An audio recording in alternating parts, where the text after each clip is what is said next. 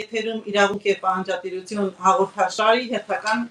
թողարկումն է։ Ես Օքսանան եմ ԱՄՆ-ից, մեր հարգարժան հյուրն այսօր բոլորիդ շատ ծանոթ Կարո Եղնուկյանն է, ողջույն Կարո Եղնուկյան, ազգային ժողովրդական բևեռի անդամ, խորհրդի անդամ։ Ունենալու ենք շատ հետաքրքիր հարցազրույց, բայց նախքան անցնել հարցազրույցին, սիրելի հայրենակիցներ, խնդրում եմ դրեք դեր լայքիկները, արդեն գիտեք, կիսվեք, մասնակցեք ակտիվ ձեր հարցերով, ինչպես միշտ սա լայվ է, կարող եք գրել ձեր հարցերը, մենք կնայենք, կփորձենք պատասխանել։ Եվ ուզում ենք, որ շատ մարդիկ լսեն այս հաղորդումը, ըստի շնորհակալություն նախապես։ Հարգելի պարոն Եղնուկյան, որքան ուրախ ենք ձեզ նորից տեսնելու այստեղ։ Ետնտրական լռություն է տիրում Հայաստանում։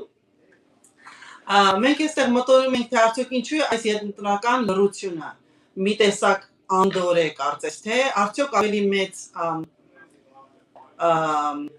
վթարի պետք է սպասենք, ինչ սպասենք այս անդորից ետնտրական եւ միևնույն ժամանակ Սահմանադրական դատարանը ավարտեց իր որոշումը, իմացանք, որ ԿՊ-ն մեծամասնություն չկազմեց, եւ այս սահմաններում արդյոք մյուս ուժերը, որ մտան, ընդունեցին իրենց մանդատը եւ մտան քաղաքապետարան, արդյոք ինչ ենք կարծում, սպասելիքներ ունենք որևիցե դրական այս իրավիճակից։ Մենք ունենք հերթական հիասթափությունը ժողովրդի մասին է խոսքը, ժողովուրդը հերթական անգամ հիասթափված է, ժողովուրդը ընտրեց Նիկոլին դեմ, ոչ թե կողմ մեկին, այլ թե ընդհանուր առմամբ դեմ քվեակողներ եղան, եւ այդ երեք որ կային ընդդիմությունից, որոնցից մեկը չանցավ, ինչպես գիտեք, Բարգավաճը 50,000-ից ավելի ձայն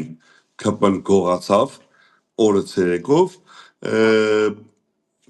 իրենք երեքը միասին ավելի շատ են ձայները, քան թե այն նրանք, ովքեր որ տվել էին ԿՊ-ին։ Հետեւաբար եզրակացությունը նա էր, որ ժողովուրդը ընդհանուր առմամբ կամ մեծամասնությունը ԿՊ-ի դեմ է քվեարկել։ Հիմա իրենք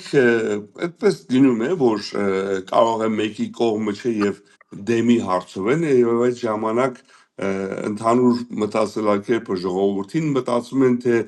ում տան իրենց ձայնը, որպեսի դեմի զանգվածը հաղթող լինի։ Եվ այդ մտածելակերպով էր, որ այդ երեք կուսակցությունները հավաքեցին ամենաշատ ձայները, ընդդիմության մասին է խոսքը։ Իհարկե երեք կուսակցությունները մեր չափանիշներով այն ընդդիմությունը չեն, մեր ասելով բևեռի մասին է խոսքը,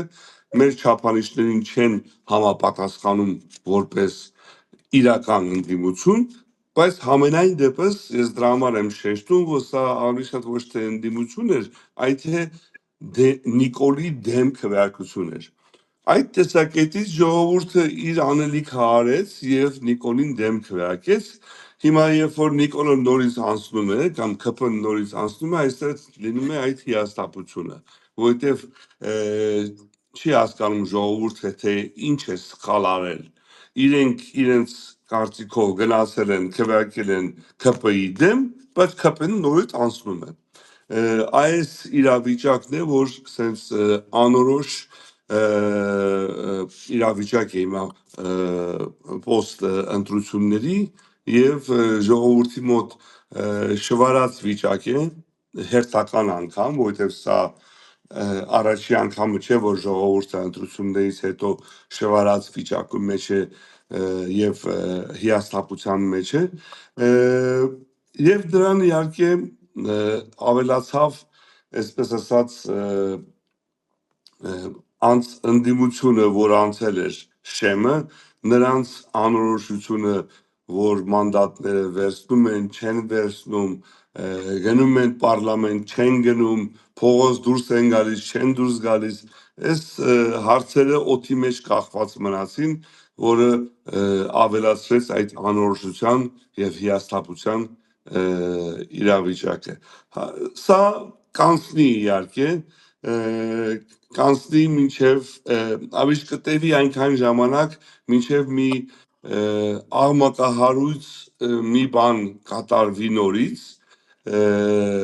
որի հեղինակները կլինեն Նիկոլ Փաշինյանը, իրենք անպայման պիտի անեն այդ աղմկահարույց մի բանը, որը տրիգեր կարող է լինել նորից ժողովրդի մոտ արթնանալու, այսպես ժողովրդին նորից ջղայնացնելու, հիմա այդպեսի բաներ շատ կարող են լինել, նրանցից մեկը իհարկե այս վերջերս, որը չեղավ այն տրիգերը, եւ հավանական է պետք չէ որ լիներ, դա Գագիկ Ծառուկյանի ձերբակալությունն էր։ Ինքը պատկերը շատ դգեղ պատկեր է, բայց արիտ եւ տես, որ դա չարաշացրեց այն պորտկումը, որը պետք է որ լիներ, նույնիսկ այն մարդիկ, որոնք եւ համացանցում տարածված է հիմա կտեսնեք քննադատությունը սպորտսմենների, որոնց տարիներ շարունակ Գագիկ Ծառուկյանը հովանավորել է, հիմա չենք նայում թե ինչպես է հովանավորել եւ այլն, թե այդ գումարների աղբյուրի մաքուր են, մաքուր չեն, բայց համենայն դեպս հովանավորել է, տներ է տվել, ավտոներ է տվել, նրանք լուր մնացին։ Նույնիսկ այդ դա էլ ամոթալի բան է, որովհետեւ զուտ մարդկային տեսակետից որ նայենք եւ մարդու իրավունքների այդ մասկի շոուն հարիր չէր դեմոկրատիայի բաստիոնին, այսպես ասած։ Պարոն Եղնուկյան, ինձ թվում է հենց ընտրությունների գիշերը Փաշինյանի հայտարարությունը ժամը 2-ին պետք է որ դա լիներ տրիգերը, ինձ թվում է այդպես հենց եթե ժողովրդի մեծամասնությունը դեմ է քվեարկել եւ նախընտրական քարոզարշավի մեջ շատ նկատեցինք իհարկե հերվից, բայց լսեցինք շատ մարդկանց որ դեմ էին ապային եւ ինձ թվում է դա պետք է առաջացներ պորտկումը ժողովրդի, բայց ոչինչ չեղավ։ Ինձ թվում է հետընտրական ժամանակաշրջանում այս մեկ ամիսը որ անցավ, հենց մեկը ուժեղ Հայաստան դաշինք, ինձ թվում է իրենք պետք է արդեն անեին մեծ պորտկումը, որովհետև այդպես էր երևում, բայց կարծես թե ավելի հանգստացրեցին ժողովրդին, կարծես թողեցին փափուկ բարձի վրա, ասեցին հələ սպասենք, եւ իրենք կարծես թե որոշված հանգցրեցին ժողովրդի ցածումը, չէ՞ կարծում։ Այո, այդպեսի տպավորություն կա, եւ այդ տպավորությունը չեմ կարող ասել, որ սխալ է, որովհետեւ հիմքերը կան այդ տպավորության, քանի որ գիտեք հենց ձեր ասածով շատ ճիշտ եք անում, հենց հայտարարությունը որ արեց Նիկոլ Փաշինյանը, որ իրենք հաղթել են, երբ միայն 10% էր հաշվված եւ գիշերվա կեսին դադարեցրեցին, կանգնեցրեցին հաշվարկը, սրանք բոլոր այն բաներն էր, որ առաջատար ընդդիմությունը, տվյալ դեպքում Հզոր Հայաստանը Սամվել Կարապետյանի, եթե նրանք այդ պահին ժողովրդին փողոց հանեին, դա կարծում եմ որ կլիներ եւ բավականին ուժգին կլիներ եւ կունենար իր դրական արդյունքը, բայց մի մյուս կողմից էլ ես հասկանում եմ այնտեղ կա գիտեք պատասխանատվության հարց եւ ուժեղ Հայաստանը այնքան էլ հմուտ չեն քաղաքական նյուանսներին եւ ժողովրդի տրամադրությունները կարող է այնքան էլ լավ չեն կարողացել ճիշտ կարդալ եւ իրենց մոտ հավանական է կար այդ վախվորացությունը, որ եթե հանգարտ ժողովուրդին հանեն փողոց եւ Նիկոլը սկսի ճնշումներ ջարդ ու կիրառել, դա կլինի հակառակ կունենա հակառակ էֆեկտը։ Դա էլ ունի իր հիմնավորումները, որովհետև մենք էլ ենք բավական վստահ, որ Նիկոլ Փաշինյանը չէր խորշի կիրառել ուժ եւ բիրտ ուժ եւ լիներ շատ ուժեղ ճնշում ոստիկանության կողմից, հետևաբար Սամվել Կարապետյանը իմ կարծիքով այդ պատասխանատվությունը չվերցրեց իր ուսերին, չուզեց գնալ այդ ռիսկին կամ այդ քայլին, չիմանալով վստահ չլինելով, թե հետևանքը ինչ կարող է լինել, եթե ի վերջո նույնիսկ բռնաճնշումներից հետո կլիներ այն փոփոխությունը, որ ինքը ուզում էր, թե չէր լինի։ Այդ անվստահությունը նաև գալիս է, ինչպես ասացի, քաղաքական ոչ փորձառու լինելու հանգամանքից, ինչքան էլ որ ինքը ասենք թե հայրենասեր եւ հակաթուրքական այդ շարժումը կասեցնող փափակ ունեցող անձնավորություն, բայց չունենալով այդ վճռականությունը կարծեմ խանգարեց այդ հանգամանքին։ Իրենք կարող է նորից գան այդ դրան, բայց ոչ այս этаպում, ինչպես ասեցի, պետք է լինի մի հատ տրիգեր, որը իրենց դա կստիպի որ անեն կամ կդրթի։ Հիմա հենց իրենց այս սահմանադրական դատարանի որոշումից անմիջապես հետո իրենց անդամների 100-ից ավել անդամները, որ ընդգրկված էին, որ կարող են գնալ քաղաքապետարան, իրենք ինքնաբաց հայտարարեցին։ Հիմա դա ինչով է պայմանավորված եւ արդյոք իրենց ոչ այդքան շատ ինքնավստահ շատ փոքր ունենալը կարելի է վստահել, որ նրանք իսկապես կարողանան հակաթրքացման քաղաքականություն վարեն, եթե զգուշավոր են։ Չէ՞ որ այքարի մեջ մտնող մարդը աչքի առաջ ամեն ինչ առնում է, օրինակ Դևերը մենք տեսել ենք այս տարի աչքի առաջ դուք բոլորը ամեն ինչ առած պայքարի մեջ եք մտած։ Ինչ կարելի է սա բացատրել, արդյոք կարելի է Նայեք, եւ ասում եմ, որ իրենք քաղաքական այդ փորձառությունը չունեն այնքան, բայց դա չի նշանակում, որ իրենք չեն մտածում։ Վստահ եմ, որ մտածում են եւ հավանական է, որ իրանք պլան B ունեին եւ այդ դեր ասած, որ մանդատներից հրաժարվել են, դա իմիջայլոց 100-ից քանի հոգի են, որոնք անցողիկ չէին, իրենց առաջի 90-ը թե 80-ը մնում են դեռ։ Նրանք են, որ հետագայում կարող է մանդատ ստանային, եթե առաջի խումբը հրաժարվեր։ Հետաբար իրենք սա մտածված են արել եւ ինչպես Սամվել Կարապետյանը ասեց, սա իրենց գաղտնի պլանն է։ Ենթադրում եմ, որ սրանով իրենք ապահովադրում են հետագա ներքին անախորժությունները։ Ներքին անախորժությունը ո՞րն է, եթե հետագայում իրենք, ասենք թե իրենց առաջի 80 կամ 70 հոգին հրաժարվեն մանդատներից, այնպես չլինի, որ հաջորդ 100 հոգին գան եւ փոխարինեն։ Դրա համար իրենք այդ հաջորդ 100 հոգու հարցը հիմա լուծեցին, նրանց ասելով, որ գնացեք եւ ինքնաբացար կարեք, որպեսզի հետագայում, եթե իրենք այդ մանդատներից հրաժարվելու հանգամանքը, հիմա արդեն մանդատները վերցրել են, բայց ոնց մի պահի կարող են հրաժարվել եւ դուրս գալ։ Հետևաբար իրենք այդ ապահովագրությունն են, ստրախովկա են անում, որ հետագայում եթե դա որոշելիք լինի, խոչընդոտներ չունենան, ներքին խոչընդոտներ։ Եվ դա որոշ չափով լավ նշան է, ինչով է լավ նշան, դա գոնե ցույց է տալիս, որ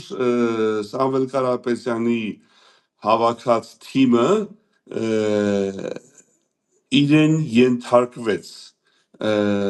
եւ հրաժարվեց եւ դա նշանակում է որ Նիկոլ Փաշինյանը հաջողություն չունեցավ այդ 100 հոգուն ովքեր որ հիմա հրաժարվել են նրանց վերբով կանել կամ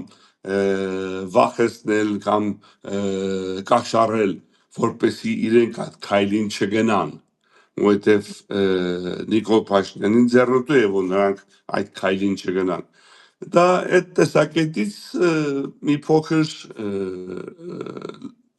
դրական կարող ենք համարել որ ներքին կարգով իրենք կարողացան դա ղեկավարել Okay, փաստեն կազմակերպված, ես ճիշտ հասկացա, իր կազմակերպած այս քայլի գնացին, հետագայում ավելի ճիշտ կարողանալու համար ղեկավարեն իրենց դիրքերը հիմա ամրապնդելու համար։ Դե հիմա իրենք դրանով ցույց տվեցին, որ ներքին կազմակերպչական տեսակետից, իրենց անդամների տեսակետից իրենք համախմբված են, հետևաբար սա նաև մեսեջ էր Նիկոլին, որ չես կարող մեզ քանդել կամ ասես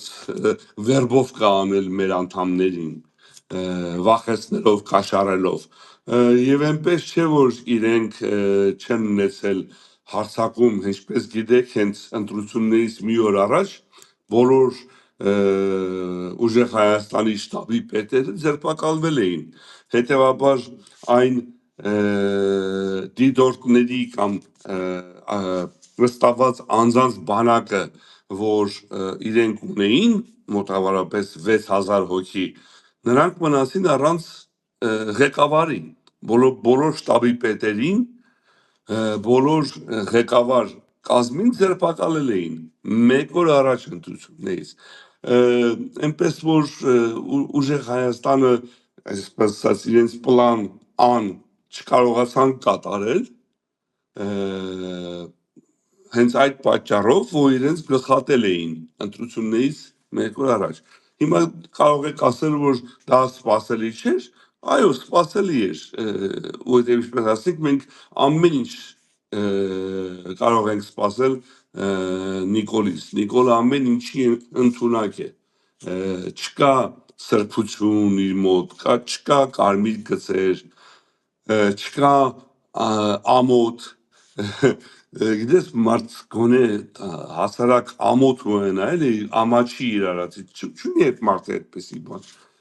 կարող է հենց երեսիդ ասել որ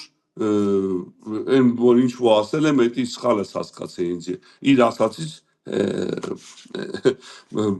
հեռանա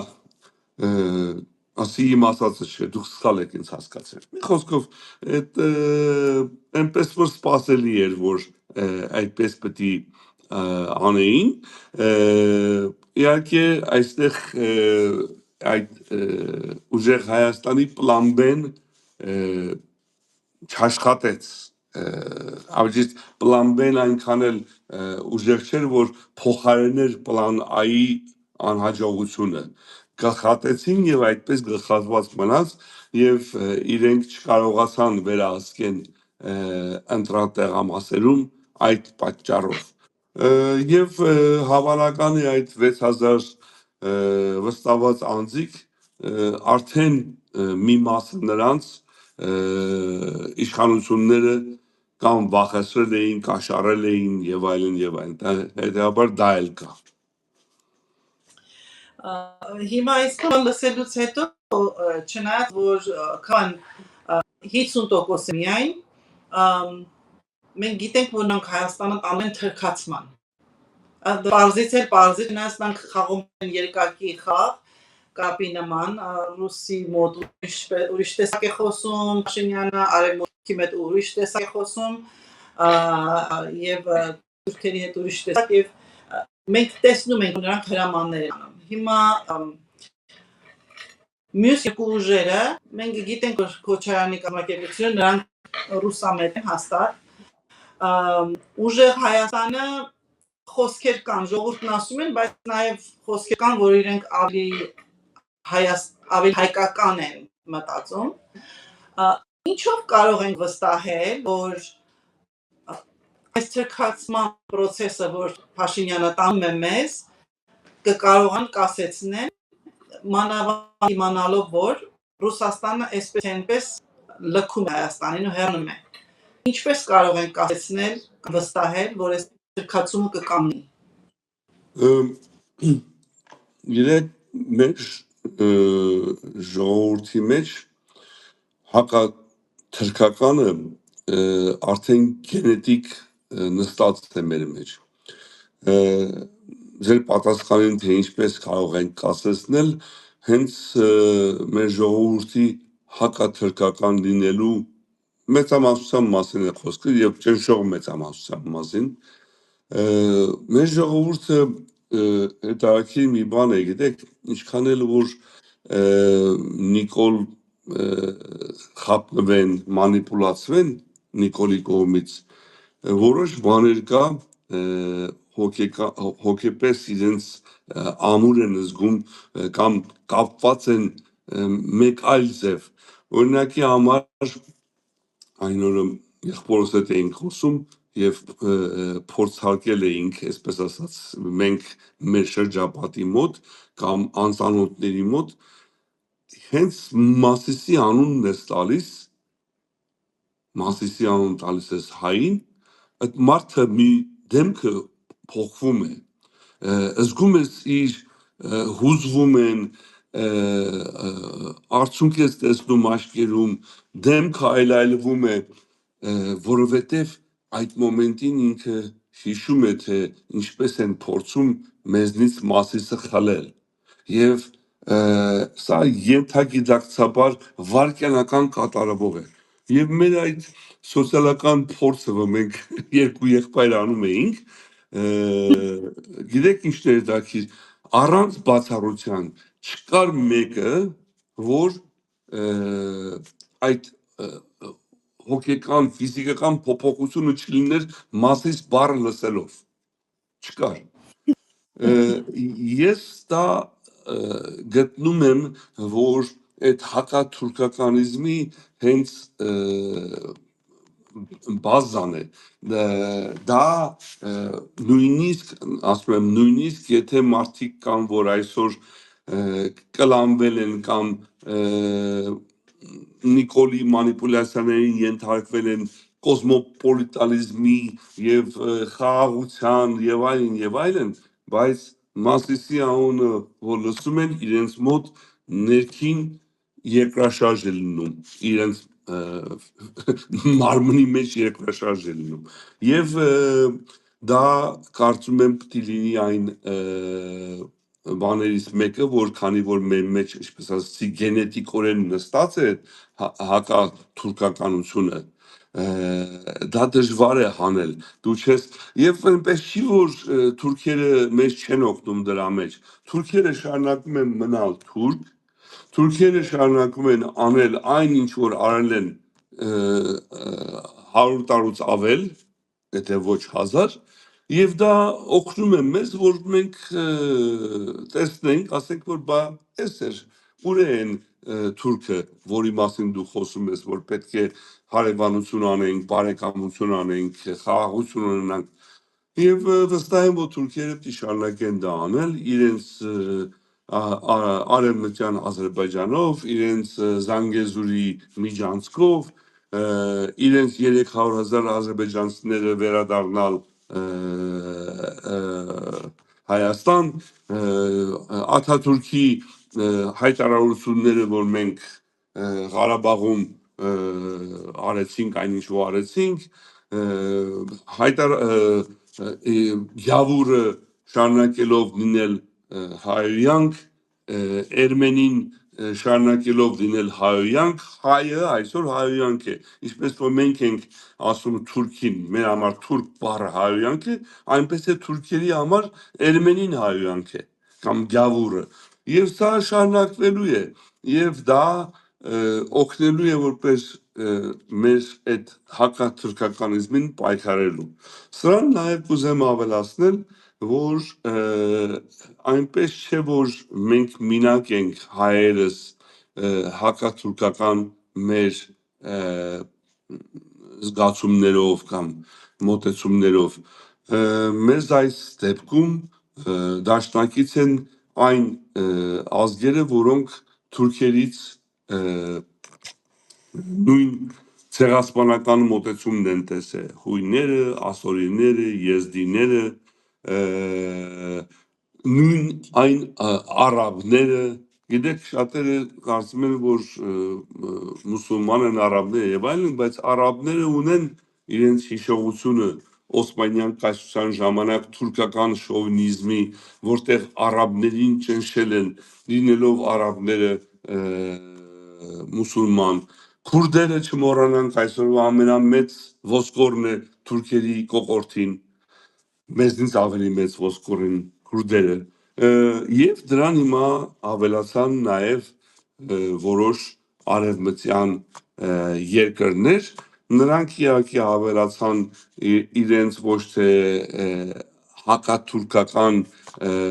զգացողություններ, ինչպես որ մենք կամ ասորիները կամ հույները ունենք, այդ նրանց շահերին դեմ է այսօրվա թուրքական քաղաքականությունը, իսկ թուրքական քաղաքականությունը դա էքսպանսիոնիզմ է, իրենք Օսմանյան կայսրությունը վերականգնելու նպատակ ունեն։ Օսմանյան կայսրությունը վերականգնելը ոչ միայն աշխարհաքաղաքական հողային վերականգնում է, այն ինչ որ իրենք կորցրել են համաշխարհային առաջի պատերազմից հետո, ուզում են դա վերականգնել հողի տեսքով, տարածքով, այ Օսմանյան այս շարժումը նաև ուզում է հեգեմոնիա ստեղծել միջին արևելքում մուսուլմանական աշխարհում, որտեղ բնականաբար իրենք ունեն մրցակիցներ եւ հակառակորդներ։ Այդ հեգեմոնիան ստեղծելու համար դու պետք է պարսիկների, սաուդների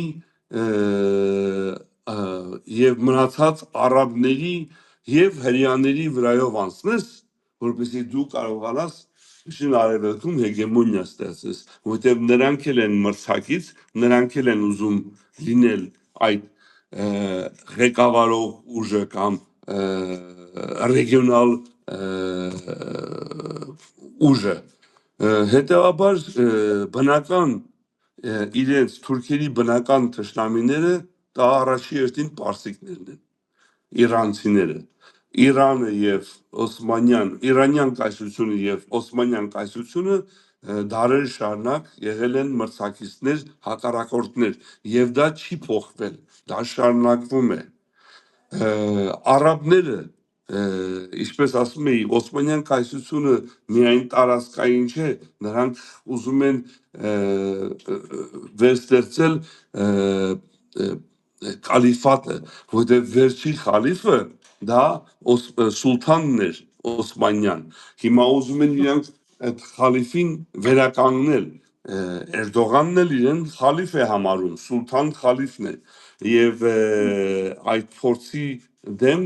արաբական աշխարհն է կանգնած, առաջի երթին սաուդները, որովհետեւ սաուդները ասում են մենք ենք մուսուլմանության Մեդինան եւ Մեկան Սաուդ Արաբիայում են, ոչ թե Թուրքիայում են։ Այնպես որ մենք այդտեղ ունենք նաև այդպիսի դաշնակիցներ, որոնք այս հակաթուրքական կամ պանտուրանիզմի դեմ պիտի մեր հետ լինեն։ Սեղ մնում է, որ Հայաստանում լինի ազգային իշխանություն եւ ոչ թե Թուրքին վաճառված նիկոլական քապայականները, որպեսզի կարողանան այդ արտաքին դաշնակիցների հետ համագործակցեն եւ ավելի հեշտ այդ պրոթուրքականիզմը հաղթահարեն։ Հիմա ձեր բացատրածի նման այս մեծ հակաթուրքական տրամադրությունները շրջանում եւ Հայաստանի բացարձակ անգործությունը ինքնապաշտպանության վերաբերյալ եւ մենք գիտենք արդեն Հայաստանի կառավարությունը ուր է տանում Հայաստանին ինչ ռազմավարական դիրքորոշում է Բևեռ ընդունել արդյոք հնարավոր է ինչպես հնարավոր է ստեղծել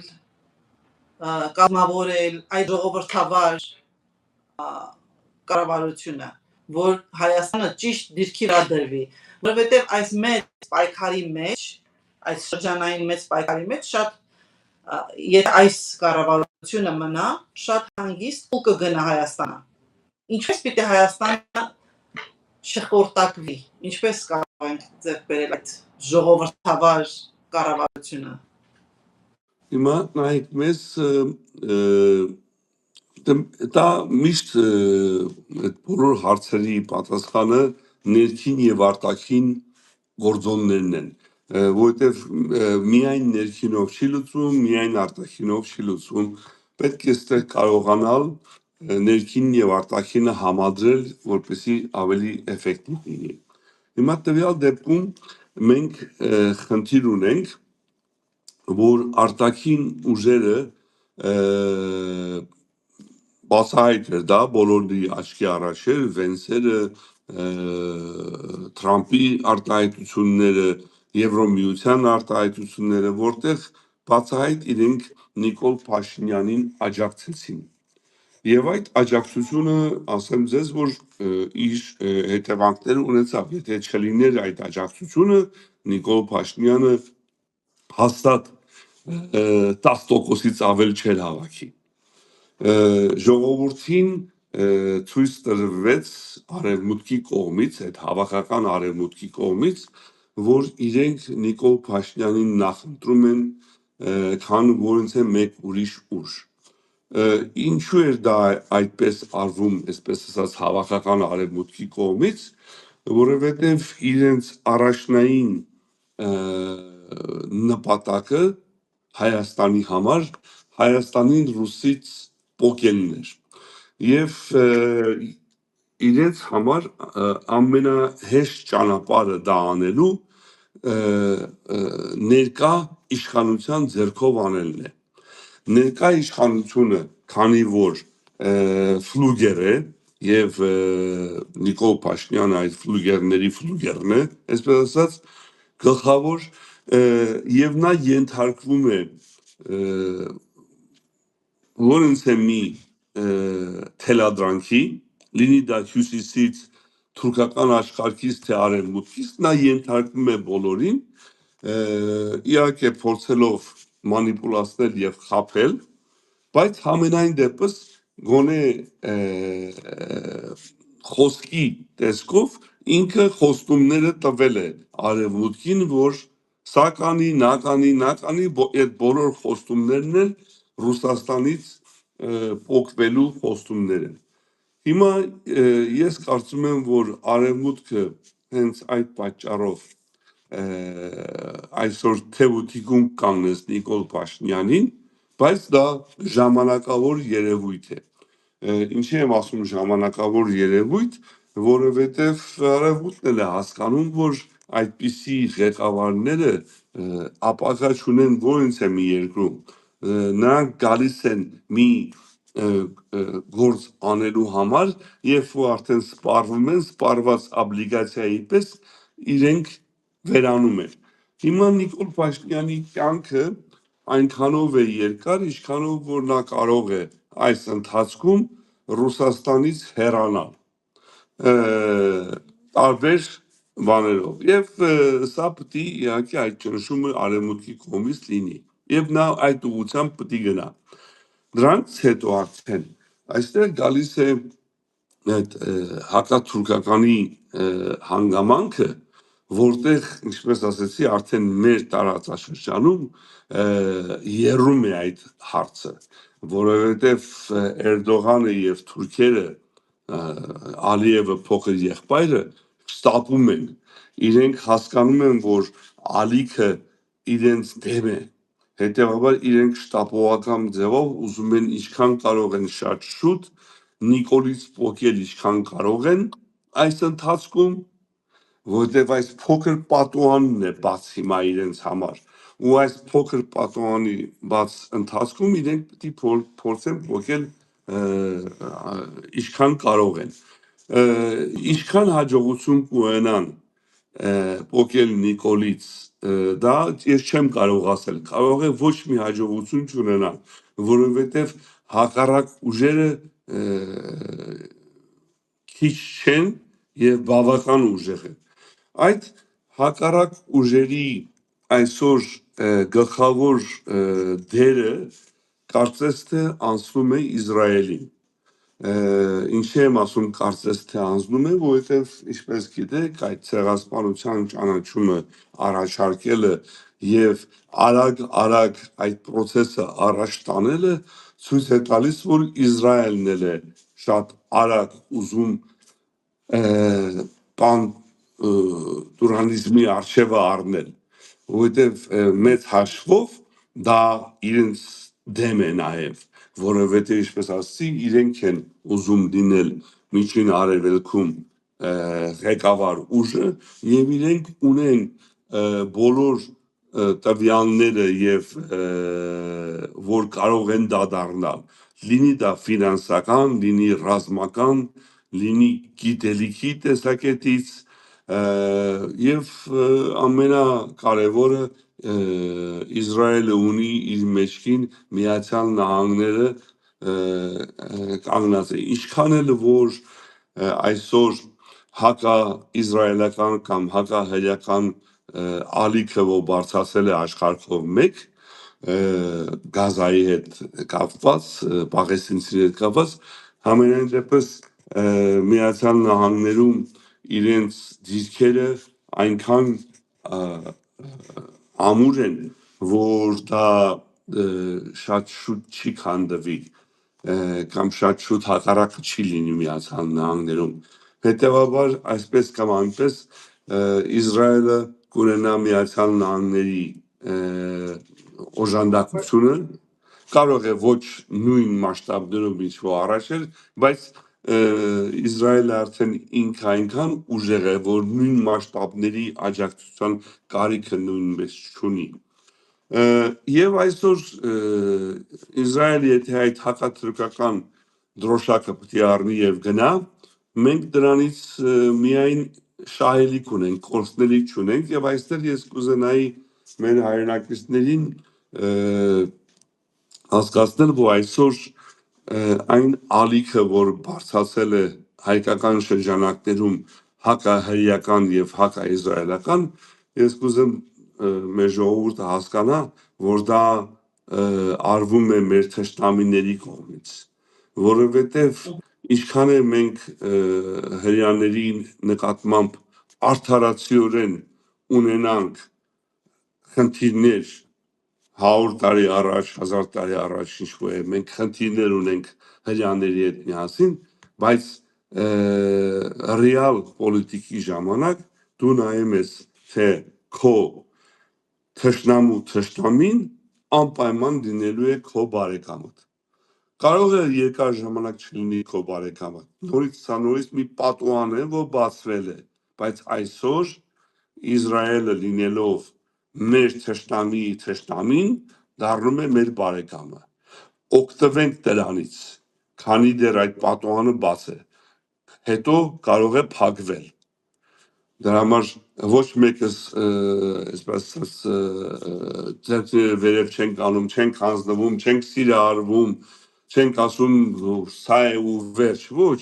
հիմա այդպես է, օգտվիր դրանից, հետո այդպես չի լինի, համապատասխան դիրքորոշում կընդունես։ Ազգային պետության հենց առաքելությունը ազգային պետության հենց դա է, որ նա նայում է, թե ինչ է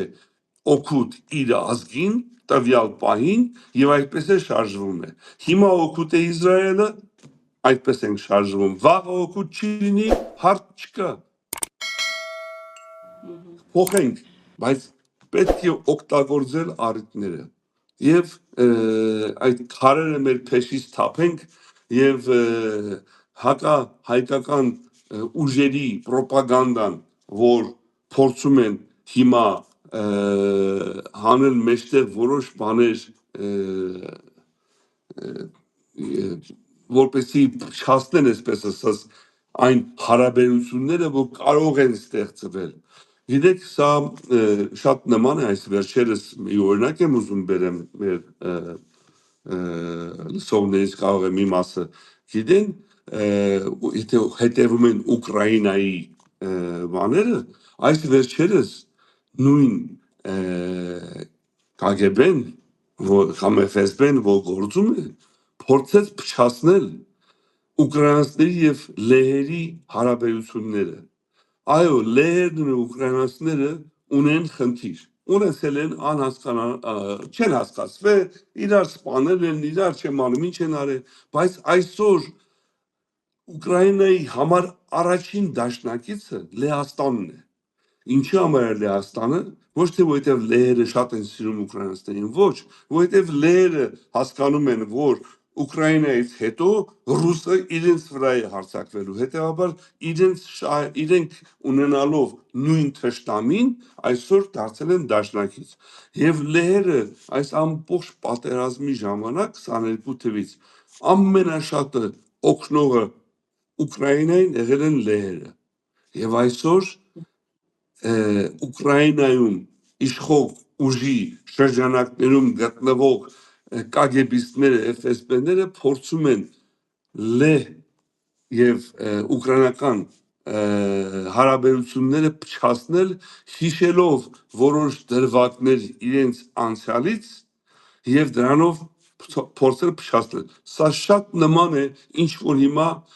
մեր թշնամիները անում են, փորձելով դեռ չստեղծված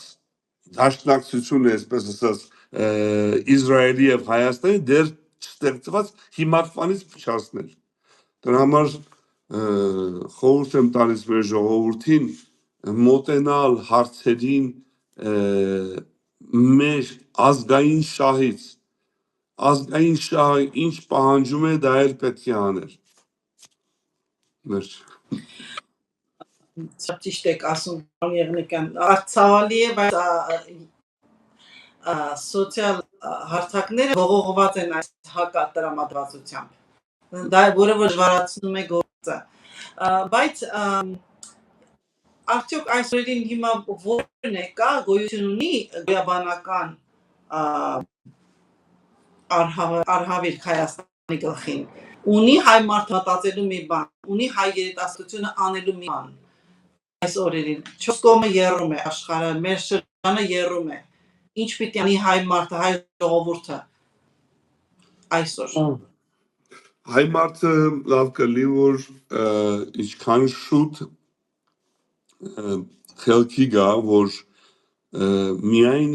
ազգային ուժերը եւ ազգային իշխանությունները, պետությունը կարող են Հայաստանին այս արհավիրքից փրկել։ Եվ դա գիտեք, այսպես բացատրեմ, ազգային ուժերը նրանք են, որոնք առաջի հերթին դնում են ազգի բարեկեցությունը, ազգի գոյատևությունը իրենց առաջի խնդիրը։ Մի օրինակ բերեմ ավելի ընտանեկան բանով, որ հասկանանք, թե ազգայինի ինչն է կարևորը։ Իմ հայրս տարիներ շարունակ միշտ քննադատական էր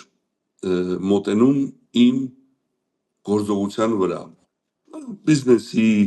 ընտանեկան եւ այլն։ Հա, միայն սխալներս էր մատնանշում, աչքս խուխում։ Մի օր ես պորտկացի երիտասարդ էի 20-ին տարեկան, հորս ասի, որ այ պապասի, ես միայն ասի իմ վատն ես տեսնում, ես լավ բան չունեմ, այ ասես կոպիտ բառը չեմ ուզում կրկնեմ ինձ հասցեատրված, ասես եթե ես ասես քո հայրը, քո ամենամոտիկը, քեզ ասես քո վատ բաները, չմատնանշեմ, կարծում ես այն կողքինները, այսպես կոչված ընկերները կամ բարի կամեցողները պետք է ասեն, չեն ասելու։ Նրանք բոլորը պետք է ասեն, հա, դե Կարոն շատ լավ է, այսպես է, այնպես է։ Ասես ես պետք է լինեմ քո թերությունները ասողը։ Հիմա այս հայեմատությունը ես բերեմ այս ազգայինի։ Ազգային իշխանությունը կամ ազգայնականները կամ ազգային մտածողները ազգ բառն է մտնում, նրանք այն հայեմատությունը ճիշտ չէ, հայր, չեմ ուզում ասեմ հայրն են, բայց նրանք այն սրտացավն են, որոնք պետք է ասեն ճշմարտությունը, պետք է քեզ ցույց տան, որ նայի տղա ջան, աղջիկ ջան, սա է ճիշտը, սա է ազգայինը, սա է ազգի օգտին։ Եվ այստեղ գիտեք ինչ է, եթե դու մտածում ես, թե ինչն է ազգի օգտին, մնացած բոլոր բաները երկրորդական են դառնում։ Քո անձնական բարգավաճումը կարևոր չէ, կարևոր է ազգը բարգավաճի։ Հետևաբար դու երբ որ դնում ես նրան առաջի տեղ եւ այդպես ես մոտենում հարցին։ Չես ասում, որ սա իմ բիզնեսին վնաս կանի։ Եվ եթե դու մտածես միայն քո մասին, ինչպես որ 30-ային տարի է մեր իշխանավորները առանց բացառության բոլորը մտածել են իրենց մասին։ Ոչ մեկ չի մտածել ազգի մասին։ Կամ եթե նույնիսկ մտածել է, երբ որ դրել են նժարին, որ հա իմ համար վատ կլինի, ազգի համար լավ կլինի, ուրեմն չէ, անեմ այնպես, որ իմ համար լավ լինի։ Այդ իմը խանգարել է մեզ 30-ային տարի, որպեսզի մենք ազգայինով առաջ գնանք։ Այդ իմը ագահությունը իմի, թե ինչքան դեռ պետք է իրենք կուտակեն իրենց համար, չկա վերջ։ Հետևաբար ստեղ ես մեր ժողովրդին հորդորում եմ, որ նայեն, իհարկե ստեղ խոսքը հենց բևերի մասին է, նայեք ովքեր են բևերում, մարդիկ, որոնք զոհաբերել են իրենց բարեկեցությունը, զոհաբերել են իրենց ընտանեկան անդորը, ինչպես ասեմ, բարեկեցությունը, իրենց անձնական առաջխաղացումը, օրինակ ես օրինակն եմ բերում, Ժիրայր Սեֆիլյանը օրինակի համար, եթե ուզենար, կլիներ մանվելի կամ մույս գեներալների պես մի հատ գեներալ, կօգտվեր իր դիրքից, որպես զինվորական, կթալաներ Արցախի ազատագրված տարածքները, երկաթից բռնած մինչև շիֆրները, կլիներ աչքի լույսը իշխանությունների, որովհետև թալանչի գեներալը դա մանիպուլացվող գեներալ է։ Այդ գեներալին ինչ որ ասեն, նա էլ կանի, որովհետև ինքը արդեն փչացել է։ Կարար աներ, կարար պաշտոն ունենար, կարար նույնիսկ հասներ մինչև պաշտպանության նախարարի, խնդիր չկար, բայց նա պետք է իր եսը դներ առաջ, ազգի եսից առաջ։ Եվ դա էր միայնակ ֆորմուլան, որ պահանջվում էր բոլորիցս։ Նույնը իմ վերաբերյալ, ոչ ռազմական, բայց ես կարող էի շատ հանգիստ այսօր լինել Հայաստանի օլիգարխներից մեկը, եթե այդպես